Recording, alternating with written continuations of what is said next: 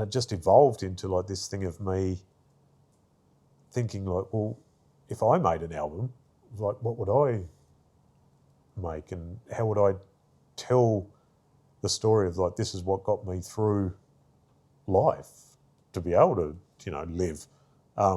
So I ended up writing lyrics over the top of like heavy metal songs that were like chapters of my life in a chronological order, I guess, and that were, taken from different albums. And it sort of explained why I am who I am or how I am or why, and it was initially it was a take on like Metallica's 72 Seasons, where like James Hetfield, the lead singer and guitarist, had said like, 72 seasons, that's 18 years, so you're formed within your first 18 years, essentially. Once you're there, like, it's pretty hard to go back to, anything else. Welcome back to the podcast. I'm here in Penguin in Tasmania. Best name for a town ever. I'm here with Jason Bohr in his studio, and it's an amazing space. Jason is an artist and arts worker, and we met through that. But look, Jason, thanks for inviting me over and welcome to the podcast. Well, thank you for inviting me. No, it's amazing. It's again another great connection. Yeah. Amalia down in Hobart said, you got to speak to Jason. Yeah. And Jason, I mean, it's there's so many, I suppose, things that we've already talked about where I'm a little bit older than you, but again, passion for sports and music and art, and so many things I can relate to in what you do. Yeah. So I've been looking forward to this interview for a long time. Yeah. And we're also joined by the great Nick Del Santo.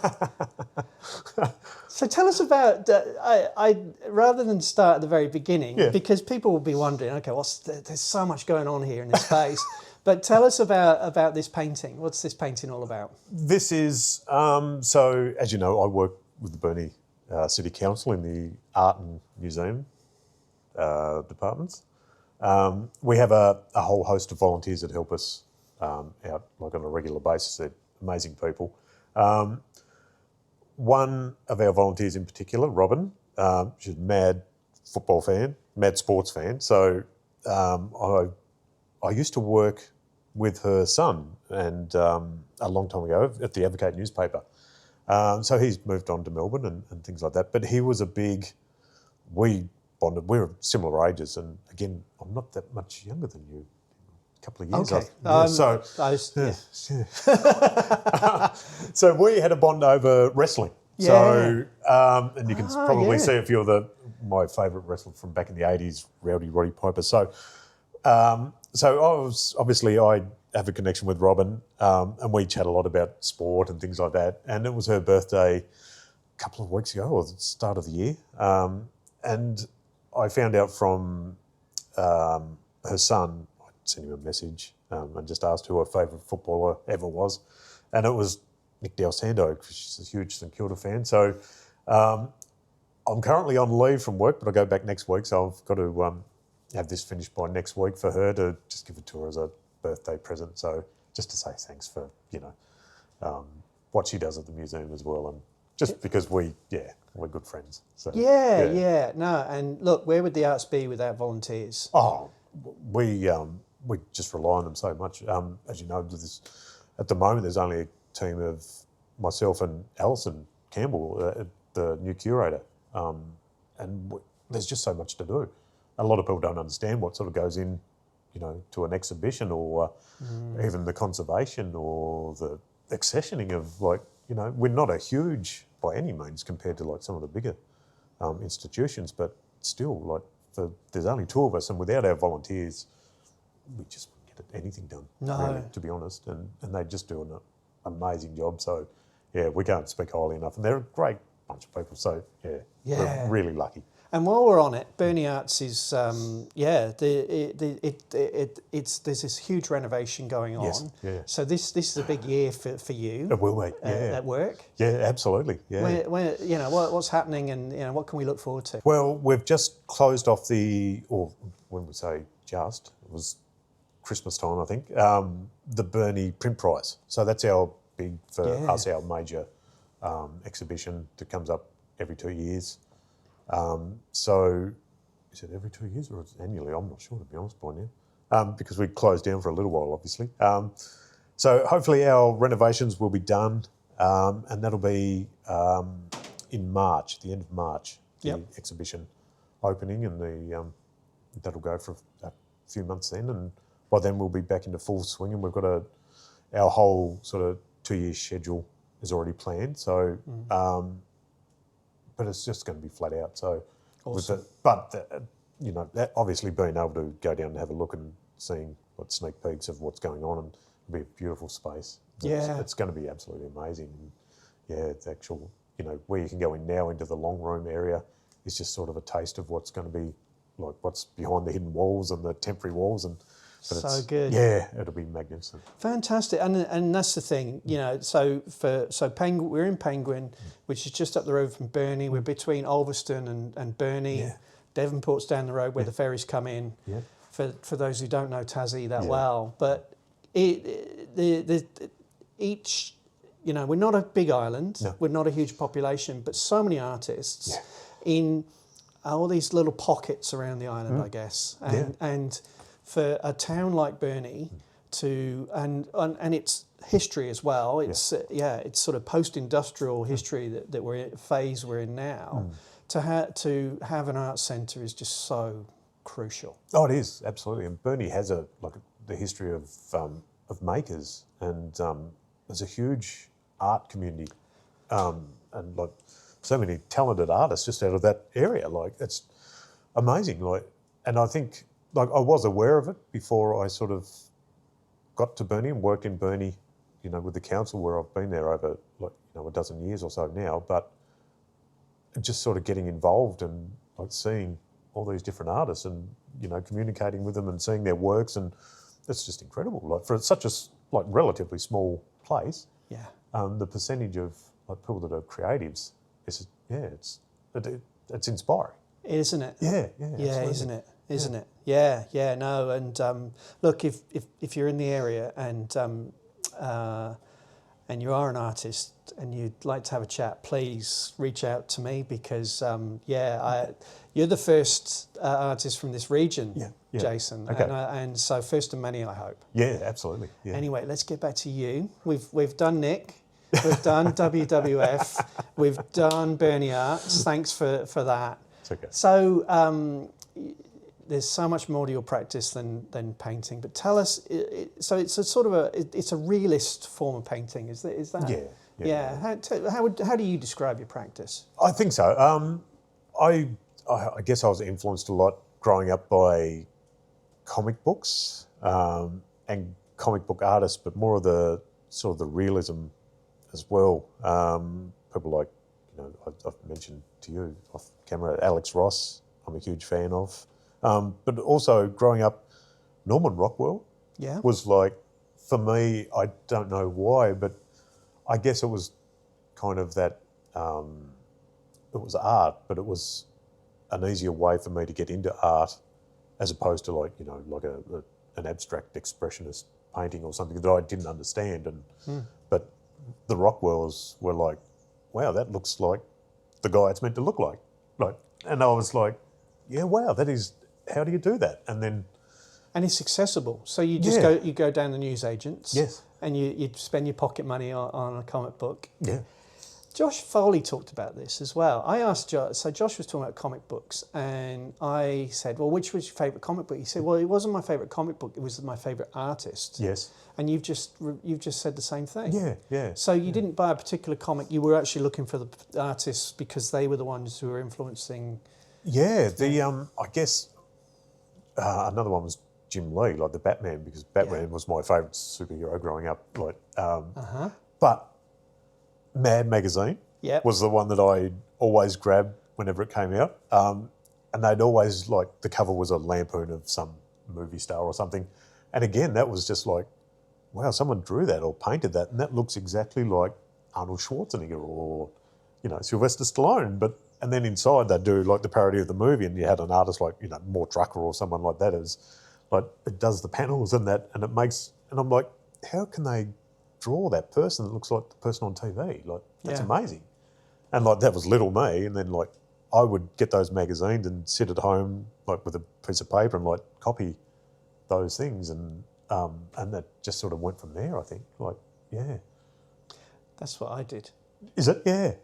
And I did it for my GCSE art at 16 years old, and my teacher failed me.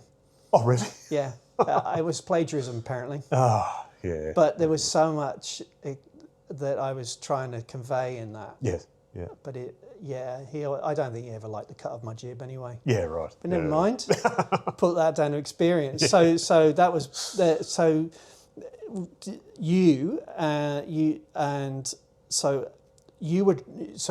these were influencing you, and you were sketching, drawing, painting at that stage. Not really. No, not painting as much. It was probably pencils. I probably just didn't have access to the paints and things like that, family-wise. So, yeah, no, it was mainly just sketches with pencils and, a lot of grey, pencil and the shading and stuff, like working on that, and, the old rubbing it out so it's not too harsh and things like that, and, all that sort of stuff. So, yeah. And what did that do for you as a teenager, as someone growing up in your formative years? What was it? What was art to you then? I think it was an outlet. It was somewhere that I could just switch off and just disappear. Everything around me was just, it disappears. You forget about it, like what's happening, or things like that, or all the sort of, probably all the bad stuff goes away, and you just get like immersed in this concentration of like, and it was just, and then I think you had a little reward at the end if you thought, oh, yeah, that's kind of cool, that looks like that person, or like, I think that was it for me. Yeah, I think a lot of people can relate to that. Yeah, I won't keep talking about myself, but I do. Yeah. But and I suppose that leads me to the question of where did you take it next, or did you? I didn't really. I always kept on sort of painting in the background and doing things for people. Obviously, coming from like a lower middle class working sort of family that were probably, struggling all the time, things like that. Dad was never a believer in like, well, this isn't going to make you any money, or you're not going to do anything with that. Like, I mean, okay, that's, whatever. Go get a real job. So I ended up being a concreter, so getting my trade as a concreter. And I think that made him happier. Probably not me, No. But and just over the years, obviously life happens. Like, this is sort of like, it was always just a little background thing. Was never seen as something to make a living from. And then once I got to Burnie Council, I went back to uni because I had access to, I wasn't in that area, but I had access to the art gallery people, and I could go down there and see exhibitions and that, 2 minutes down the road, and it's part of work. So, oh, cool! I get to see, and I get to see how they're hung, and and I think then I sort of thought, stuff it, like, I've got to do something, this had been, I'd obviously sort of over the years I'd done commissions and paintings for football clubs and things like that, and people and foundations and charities and stuff like that. But I was never known as like an art person. I was just me, the whoever that. Oh yeah, but he can draw, So tell me about that. Let's take a step back then. So, how did you get those commissions? How did where were you sort of making paintings for friends? I mean, so like like with this painting here, or and you said it was just something on the side, but. So it was still a bit of an escape for you, a sort of a sanctuary, if you like, a sacred space. But it was so meaningful and powerful. So how did that then take off? It was actually back, I'm trying to get my years right because it's been a long time, but I played football over at West Ulverston Football Club when I must have been about 20, I think. And one of the guys there owned one of the, those franchise, the AFL stores that sell the merchandise in Ulverston. And by this time I'd sort of done, sort of caricature versions of these that people loved, and they pop up in their bars and stuff like that, and I know. That sort of thing. Yeah. So I'd done a few of those for people at the footy club and that, and and this guy that owned the franchise said, "Oh, Jace, do you want to do a few, and we'll pop them up in the shop and sell them?" And I was like, "Yeah, righto." So I'd done a few of those, and he had them, and I was selling a few. And then one day he was visited by obviously the merchandise people, the official AFL people, and they told him that he had to take those down or he'd be fined and lose his licence and things like that because they weren't officially recognised.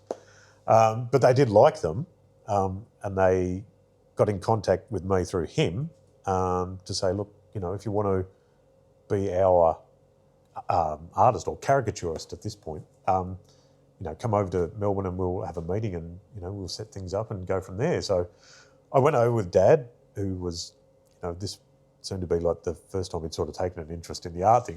I think it involved the football as well. So went over there, and it went well. They were, super keen and things like that. But then it worked out that, to get a licence to do this was going to be an outlay of like $50,000 or something like that. So, and at that stage, our family didn't have that sort of money, or certainly 20 years old, 19, 20 or whatever it was. So so that was a bit of a I missed out there, and then it sort of just fell by the wayside, and I just sort of kept doing them for people like that. But then a couple of times I'd just reached out. I'd done paintings, just sporting ones, for example, I think Adam Simpson, who was a captain of North Melbourne, he was retiring, and I knew their best and fairest was coming up, so I thought, well, they'll honour Adam. So I did a painting and just sent off a photo of it to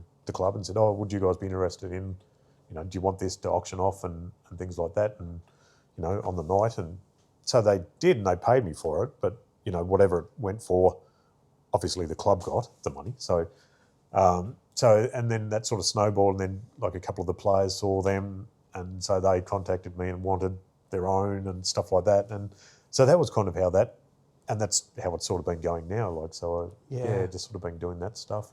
And you're a North Melbourne supporter. I am. Yeah. Unfortunately. Dyed in the wool. and so that would have been really meaningful to you. It was, yeah. To paint that. Do you call them portraits? Yes. That portrait of Adam Simpson, and then for the players to reach out to you, that must have been so cool. Oh, it is. You'd on emails and that with the guys, saying, "Oh, yeah, love it, Jace. Can you do me one or whatever?" And such and such, and catch up with for a beer, when we're down in Hobart and stuff like that. So so being a member, I've had access as well, so it makes it probably a bit easier. But sort of forging those relationships. But that's the thing is, I suppose, your generosity to give that to the club, that painting to the club, and then, but that initial generous act then, as you said, snowballs. It becomes this reciprocity, and I think that's something that a lot of us forget in life in general. Is so you did something that was just so meaningful to you, and then even the act of giving it was meaningful, and then what comes back as a consequence of doing that. It's just there's a beautiful poetry in that. It was it was just something that sort of happened because of that, but it wasn't something that I wanted or expected. No. And it was just a nice little byproduct of, like you say, just sort of, I know. I think it was probably for me. It was a bit of a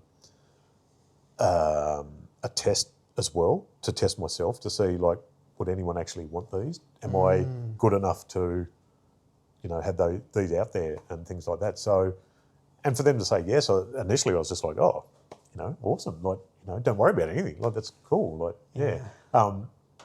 And I remember I asked they said, oh, what do you want or whatever? And I said, oh, can I have a ticket to the best and fairest, like, just to let me in? And they said, yeah, of course. And what else do you want? I'm like, yeah. So it was, which is it's a win-win. Yeah. It's so easy for them. Yeah.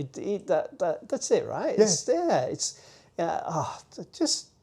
I could go down so many avenues with that. I really shouldn't, though, because there's so much more we need to talk about. So, before we get to come back to uni, because that's so important from what you've told me already. Lemmy, tell us about Lemmy, because so as you know, we've got sports around us here, but there's also the music as well, which is important to you. Oh, it always has been. Like, so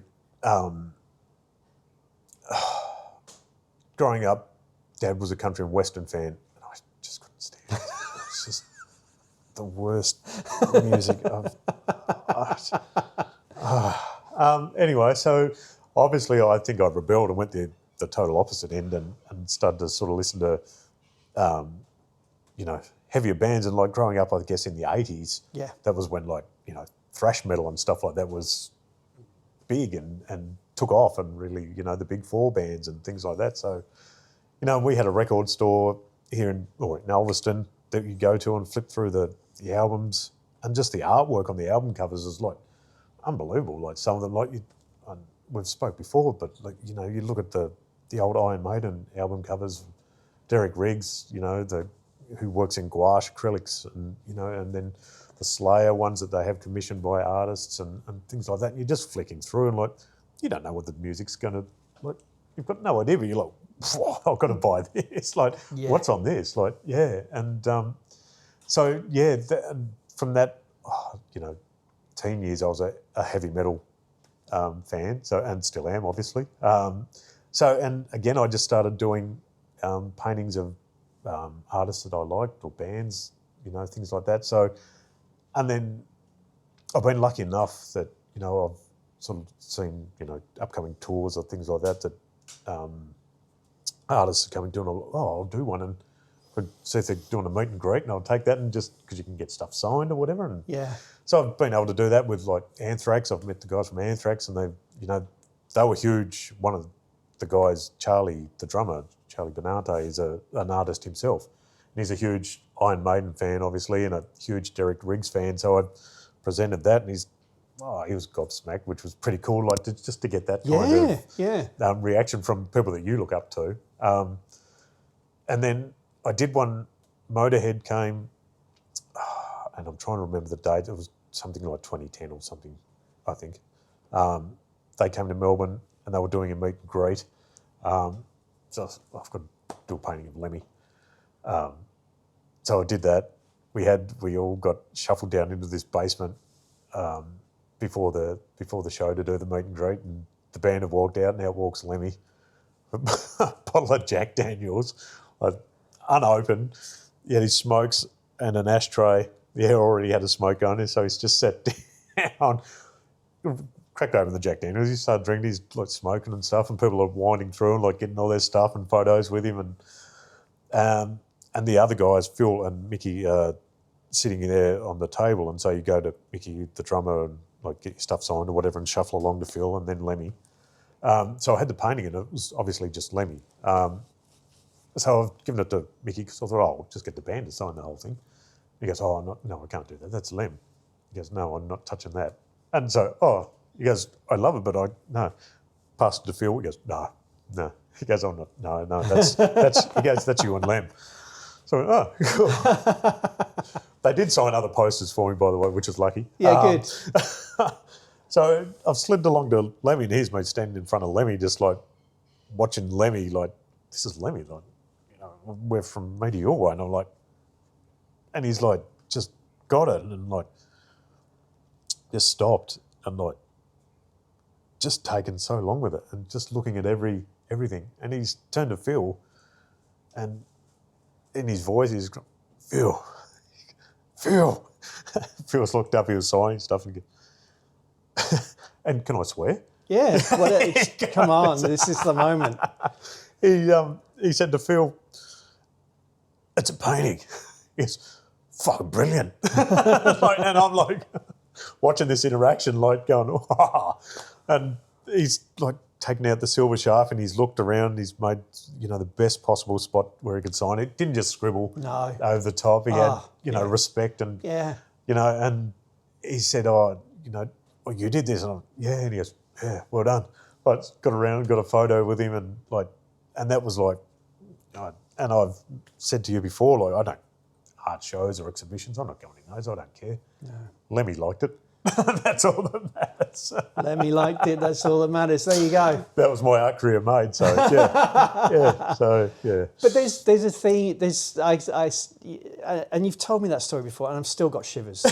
So thanks for sharing with us all. And if you don't know who Lemmy is, I'm sure you've already Googled Lemmy. I mean, and you'll go, oh yeah, right. Yeah. But we had one at our youth club in our little village. We had one Motorhead record and about 5 other records. So we would just play Motorhead over and over again. So, but he's iconic. Oh, absolutely. And this is what he must see all sorts of things, imagery of him, but to stop but there's this thing about you and your practice that I'm getting, Jason, which seems to be about how, it's all these cultural symbols, all these cultural icons that really embody you and your life, the culture that you grew up in, and now still embedded in. And it's been it's been the way that you've expressed yourself, and then it comes, the fact that the joy that you've got from having that moment with Lemmy.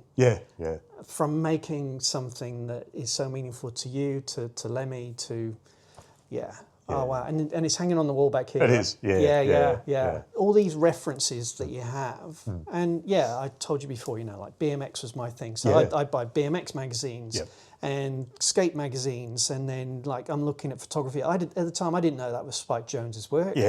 But Spike Jonze, it became an Oscar-winning film director, and now I'm still looking at his style of direction as an influence. And it's where do our influences come from? And if we grow up in communities where, art isn't seen as this, or what is perceived as the arts, isn't part of our lives, then we have these other cultural references, and that's how you've then brought that into your artwork. So let's get to uni, because that's where you went to uni to explore that, I guess. Yeah, absolutely. I think as well it was, for me,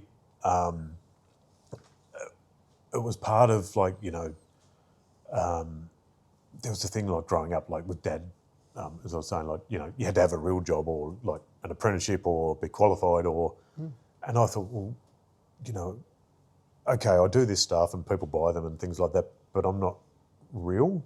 I'm not qualified. Well, even before the interview, I said to you, how would you describe yourself as an artist? And you said, I wouldn't. Yeah. So even today, still, so many of us struggle with that. That's big time with imposter syndrome. Like, absolutely. Like, and still, I think I will forever. And I think, like you said, a lot of artists, because you do something and it's, it's not like a math equation or there's no right or wrong kind of thing. There's no definite. Like, someone could like that, someone could not. And they're both right. And so, like, you're doing that, but, So going to uni was about trying to sort of validate what you were doing? It was a validation, I think, of, like, here's my apprenticeship or I've got my ticket now kind of thing. So, and as well at work, I always sort of the area I was in, I always was kind of gravitating towards the arts area. I thought, well, there's no chance of me getting a job here because I'm not qualified. So I thought, well, look, I'll get this, I'll apply to uni, I'll see what happens. at least then I'll have a better shot of getting a job within the arts Yep. that would fulfil me a bit more creatively and personally. And I'll also, be able to say to Dad, well, here's my apprenticeship, I've ticked it off now, sort of thing. So yeah, I applied, and due to work, like obviously I had to go sort of part-time at work to fit that in. But then also, like, because, bills and life, I had to work part-time overnight as well. So I'd go to uni in Launceston from here, do the day there, come back, probably have a shower and then go, and I'd stacking shelves at the local Coles supermarket overnight to make up the money that I'd lost from going to part-time. So yeah. So it was a bit of a, struggle there for a while, but it was worth it. It's a huge commitment. It was, yeah. Especially, I think it's probably changed a little bit now, but it was more sort of on-campus stuff then, and then obviously this was pre-COVID, so there wasn't the online options as much. So it was like 2 or 3 days up in Launceston, I think, at some points, and some weeks and things like that. So, which is quite a long drive up and back, like for Tasmanians, probably not from people on the mainland who do that. I think it's a long drive for anyone. I think, and people in the rest of the world, to understand the geography of Tasmania, there aren't many of us on the roads, but so these are long, lonely drives that we take. Yeah, they are. Yeah. So, but it was, in the end, like, and just getting there, I guess, and I'd never been in that kind of environment around other sort of creative people. And that was like a huge, it was, for me and my well-being and mental health, it was amazing. Like, you get there and like you're picked up, like you see all these people doing these things, and you're like, wow, like these people are doing stuff. I can do this. This is cool. Like, and they were so, everyone was so, it was like very encouraging, and like it was very much, I found more people would give you time to sort of experiment. They wanted you to like further your practice and go out of your comfort zone and things like that. So initially I thought, this was probably silly, but I thought, I'll go to uni, I'll do some paintings, and I'll have a teacher there going, no, do this. I thought it would be more technique. Instructional. But no, it wasn't. There were obviously, classes there that, I had drawing with David Marsden. Like, I was lucky, and when I went there to do my degree, I had people like, I had Karen Hall and David Marsden, Ash Bird, I had Stephen Carson, Troy Ruffles, like all these brilliant artists.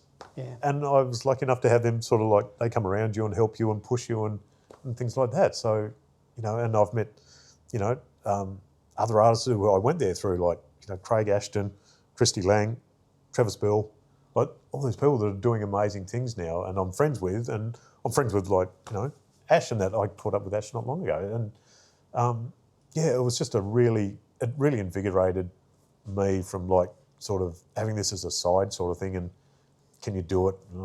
Maybe just keep working, like keep paying the bills, to like these people sort of encouraging you and like getting you to try different things and stuff like that. So it was really, it might have been a bit hard work-wise and things like that, and also like work were very, I have to say, they were really accommodating and really, which was great. So, I wonder, for those of us who find us in a career path, down a career path that isn't fulfilling us, whether those around us can see that as well. Yeah, I think so. So my previous boss, who while I was there, Jenny Cox, she was like, and people from around the Burnie area will know Jenny.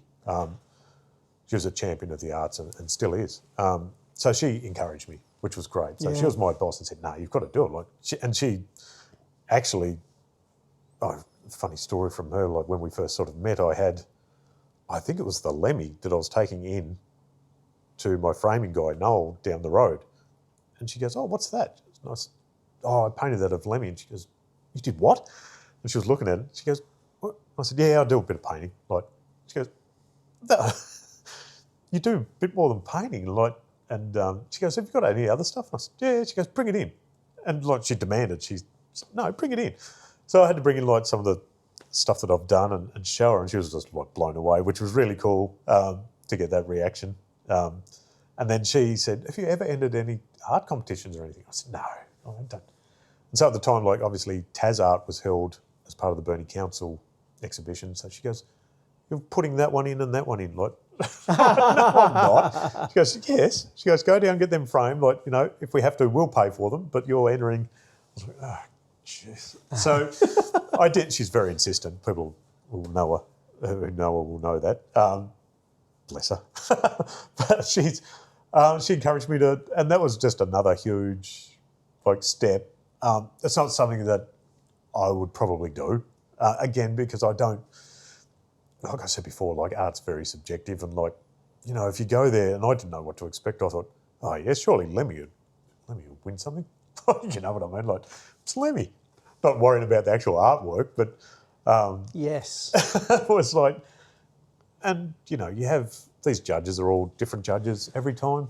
They have styles, they have, you know, preferred, and it can, yeah. So, but I give props to anyone that enters like art competitions or exhibitions, because you're literally putting yourself out there. yeah, Like, it's really, you make yourself really vulnerable. Like, you know, put something out there, and like if you're walking around, so during the exhibition, or someone goes, "Oh, that shouldn't be here," and you know, if you hear that or something, that can, yeah, you're devastated. But yeah, I like to, you know, probably keep my stuff probably more private. But in saying that, obviously, I do the football ones and that for the clubs and that. But it's a bit more. The art community can be a bit cliquey, and the whole area, and I don't find the sporting clubs are as that way inclined, and they're not as judgy from an art perspective. Like, yeah, so it's, isn't it that what it symbolises to them, your artwork, when to have one of their club icons hanging on their walls. yeah. It's what it symbolises, that someone like you has taken the time, and it means so much to you to make that artwork about them. Yeah. And that's great feedback for them as a club. It's great feedback for Lemmy. You know, and I'm sure Nicky, if you're watching this, mate, Nick Del Santo would just love to know this story behind. Yeah. In fact, Nick, I'll tap you on the shoulder at the next Hawthorn game when you're down for Fox Footy.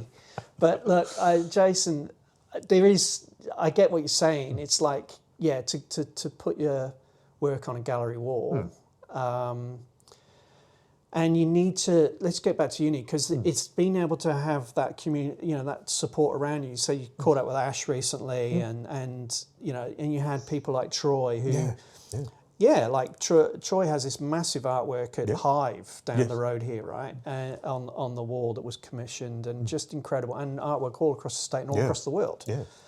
But for someone like that to be, you know, to be able to, give you the confidence. Yeah. And Jenny said, you know, and others to give you the confidence to put your work in spaces where you don't feel it belongs, where you don't necessarily feel like you belong. Yeah. I would say you do, but that's not going to help. That's not going to alleviate anything for you. No, because I'd sense that people have been saying this to you all your life. Yeah, probably. Yeah, so it's something we have to reconcile within ourselves. It is. Yeah. And so the uni process, so that you went from undergraduate through and before the interview, you were showing me an album that you made. Tell us what was that? You know, what stage of your education was that, and what was that all about? That was the my honours, which I did finished last year, I think. Yeah. So that was, I went back. I had a couple of years off, obviously, like to concentrate on work and things like that. And then, went back, and I thought, well, you know, I sort of had that itch again, like things are, you know, you want to sort of keep in there and like keep involved and things like that. And COVID had finished and stuff like that. So, and I'd done because of my first, the degree, the undergrad, I'd moved into the art area at work. So I thought, well, you know, it would be, you know, you come across all these great artists, and you're like, you know, they've got their resumes and their works, and they're like, such and such PhDs or honours and that. And I'm like, I've only got the undergrad thing. I'll have to, if I'm going to hang with these people and try to alleviate some of that imposter syndrome, I've got to at least get honours. So I went back and for that. And there was stuff in my undergrad I'd sort of touched on. I wasn't just painting. I'd always I'd done the artwork. Obviously, there's obviously a theme through my life, I guess, where I'd done the artwork and I'd done the accessible stuff like the footballers and the musicians and stuff like that people can look at and go, oh yeah, I know who that is. And that was probably for Dad. I'd do that, and he'd go, oh yeah, it's all right, sort of thing. So, but I'd always wanted to sort of, I guess, experiment. And that's where I was saying uni was great, where people sort of push you and stuff like that. So my undergrad, I did a lot of, I guess, self-reflection and stuff like that. And I did a lot of stuff dealing with mental health issues. Obviously, I've had mental health issues probably my whole life, battle with depression and stuff like that. And that's not something that was real in our house. It was. We don't talk about stuff like that. No, and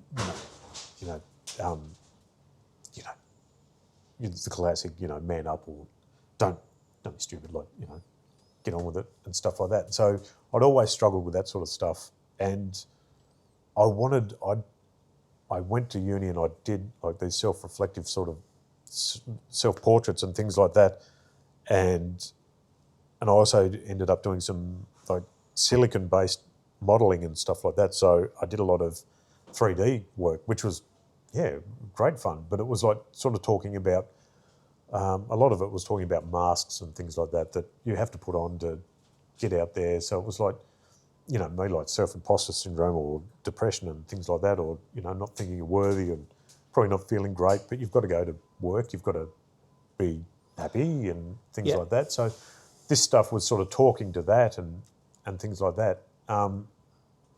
So I did that, and that was it was really cathartic. That was fantastic to do, and I had a lot of fun doing it, doing the different mouldings and stuff like that. It was a bit different to the normal painting stuff. But so then I went and I did my honours, and it was initially, for some reason, in the last couple of years, there was something about, I don't know what I read or what I was looking into, but I think it was something to do with album covers. And I was looking into, and I thought, well, some of these album covers that I like or look at, and the genres, particularly the heavy metal stuff, they always use the excessive graphics and paintings and stuff like that. And I thought, well, these I think I thought, well, I know exactly why I thought this, because the Anthrax album that was painted by Alex Ross, on his website, he had the original for sale, the original painting, and I was like, wow, how cool is that? And that's a painting, and then I thought, well, why don't people look at why don't they judge the heavy metal album covers as standalone pieces of art? So my thesis was going to be all on that, and I was sort of going around in circles, how can I get people to think that, these deserve to be in a gallery, or they should be looked upon as just as good as you stick a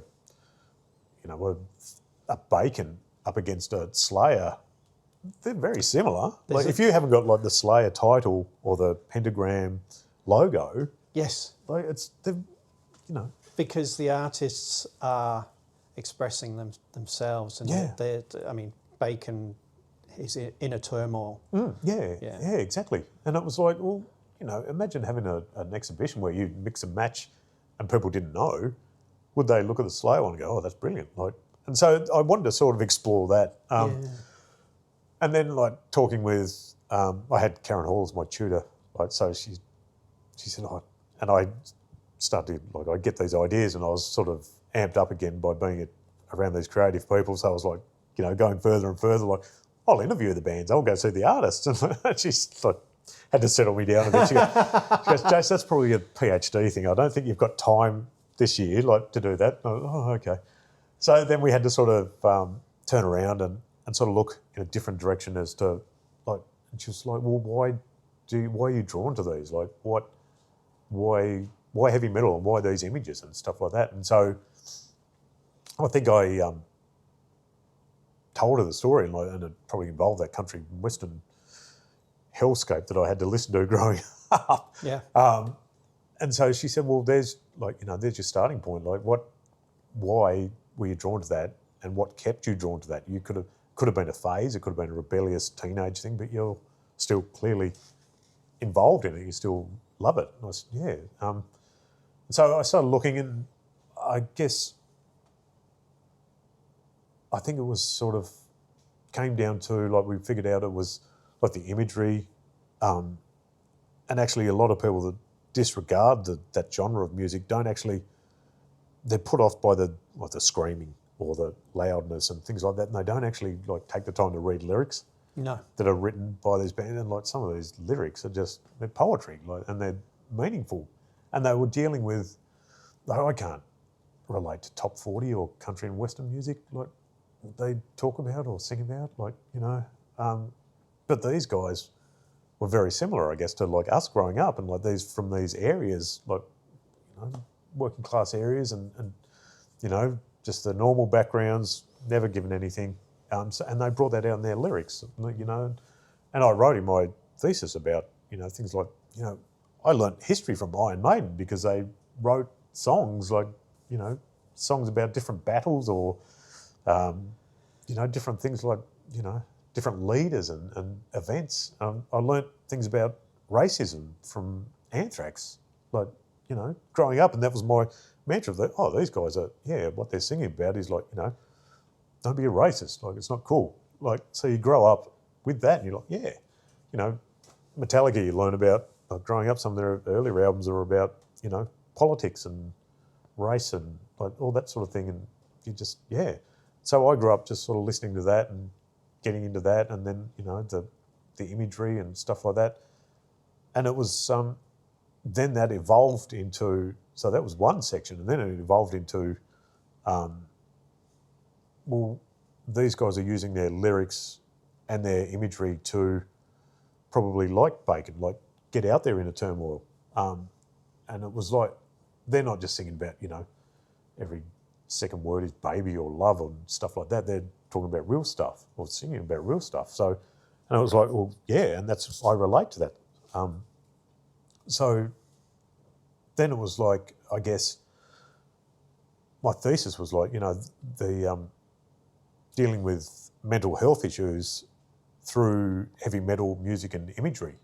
So it was combining those and why, and explaining how or why like that sort of music got me through a lot. Like, and probably, is what is lucky to, lucky enough to be here because of that sort of stuff. Yeah. Just having that to fall back on and during certain times. So I ended up, and then it was, we went through and we're like, well, how are you going to put that into a project? How are you going to explain this? And it was like, well, like obviously you got to do your background stuff with, you reference all the artists who use their work to express themselves, which I'd previously tried to do a little bit in my undergrad. And I had those as inspiration for that as well, like, all the classic ones there, like the Carlos and, the Van Goghs and all that, all those sort of guys that have done that sort of thing. And then you have like you go back and you like read poetry and things like that because of the lyrics. So you like look for artists and that, and you name drop those and you put that all in, and then it just sort of goes from there, and it just evolved into like this thing of me thinking like, well, if I made an album, like what would I make and how would I tell the story of like, this is what got me through life to be able to, live. So I ended up writing lyrics over the top of like heavy metal songs that were like chapters of my life in a chronological order, I guess, and that were, taken from different albums. And it sort of explained why I am who I am, or how I am, or why, and it was initially it was a take on like Metallica's 72 Seasons, where James Hetfield, the lead singer and guitarist, had said 72 seasons, that's 18 years, so you're formed within your first 18 years, essentially. Mm-hmm. Once you're there, it's pretty hard to go back to, anything else. So I'd sort of done that, and I'd played around with that, and I'd created an album, and the cover, which was a take on that, using stuff from my childhood. But I'd called it, instead of 72 Seasons, it was 7 Reasons, and it was a track listing of 7 songs. And I said to Karen, well, she said, what's that about? And I said, well, and I think it can be it's obviously a sensitive subject, but it was like something that, you can, I think it needs to be sort of dealt with, is if you have those thoughts, those, ending it all thoughts. And I said to her, well, that's, if I did something like that, people would see this and go, why did he do that? 7 Reasons. Yeah. And I had the songs and why I am, or how I am, or who I am, is because of what's happened during my life, and I've laid it out. So it was very, and doing this, I had to take a break. My mental health, just going back and kind of reliving these events, I had to stop. It was just really difficult. Because I had initially wanted to do some paintings of these events. Yeah. And I'd started, and I just couldn't do it. It was just. So so you had to move to something more conceptual. Yeah. Away from because the real is too raw. It was, yeah. And it was something, I think, because I had the heavy metal involved, and I knew the songs and stuff, I could still do it and write about it, and it was still hard, but having that and sort of trying to write that stuff to the tune, it sort of took away the actual bluntness of the... Yes. Yeah, so it gave me something else to focus on. Yeah. Yeah. That's incredible, Jason. That you took this opportunity. You knew you needed to do more to take your artwork further. And it wasn't just about getting another qualification and therefore validate your reason for being in the arts, but to actually to work through your past in order to reconcile with the present. Yeah. So to speak. Maybe that's a bit too. That's just my interpretation. Thank you for sharing, Jason. It's obviously so meaningful to you, and it's only very recent. So you took a break. Now you're back at work But so where does this now take your arts practice? Obviously, you're still painting realism. Yeah. But also, are you exploring other avenues? I'd like to say I am, but to be honest, especially with work at the moment, like the new building and things like that, that's probably taken control. So I still try to find time to do a little bit of this, but it is something that I want to probably do more of the paintings from inside, I guess. I want to explore that further. I just find it's really hard to do, and it's probably not a good thing. But I do, you do this and you put it out there, but I get embarrassed. Yeah. It's like, yeah. So you've got to move away from the real and really become quite abstract. I think so. And which so many artists do. Right? Yeah. So. But I think it's important because so many people will relate to it. I mean, I very briefly mentioned, this post-industrial landscape that you live in here, and the very recent and raw history of life here, life in Burnie, right across the northwest coast of so much industry that has been through so many cycles, if you like, and employment, unemployment, mental health, and all these things in life, which mean that people, just like, people will be turning to heavy metal music. Yeah. They will be turning to ways to try and escape Yeah. the everyday. And we see that right across the world, no matter, in so many corners of the world. Yeah. And there will be different ways to escape. But what you're showing us is, I think, is that, that teenage boy who was sketching away, just found some influences, and how you've now taken that and embraced that. And you're still on that journey. Yeah. Yeah. And I think that's a beautiful thing. Yeah. Yeah. Now then, before we wrap up, you mentioned your dad. Yes. There's someone else you didn't mention yet, but we had a chat beforehand with your partner, Shelley. Yes. And like Shelley's your number one fan, you said. Yeah, absolutely. Yeah, she's like, obviously, and wedding anniversary today. Oh, congratulations! So, sorry to interrupt. Breaking up your day. You could be out for lunch now. No, she's always, and I find it funny that, as we were talking about before, when we met, she'd never actually seen someone that drew or painted and stuff like that. So I don't remember. I think it was the Lemmy that, was the first one she'd seen me do, and she was like intrigued.